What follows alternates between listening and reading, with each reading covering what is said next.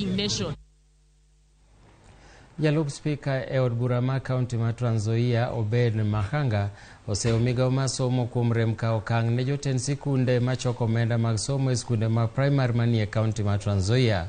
Owacho ni moko kuom jopuonjre e sikunde primar makono odwoki pacho nikech gichulo omenda midwaro kod jotend sikundego kata kobedo ni somo e sikunde ma primary owinjore obed nono maonge chudo.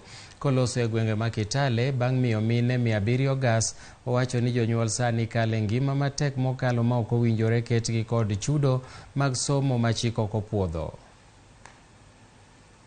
Ukienda Nairobi kwa waziri wa education, day school, shule hii yenye mtoto anaamka asubuhi anaenda anarudi nyumbani, ni bure bilashi, free of charge.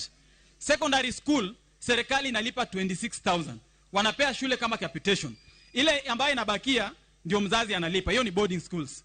Lakini ukienda sahi kwa barabara, watoto wetu kutoka Matisi primary, Soil primary, Rafiki primary wanafukuzwa kila siku ati walimu wanataka school fees.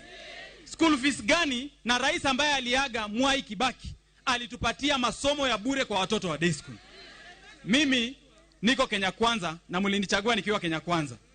Na hata kama Kenya Kwanza hairuhusu maandamano, mimi ndawaita nyinyi wazazi tuandamane na nyinyi.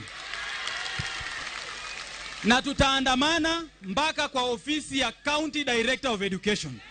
Na tutamuuliza kama ni mahindi na maharagwe wanataka. County government itanunua mahindi na maharagwe tupeleke kwa mashule watoto wasome.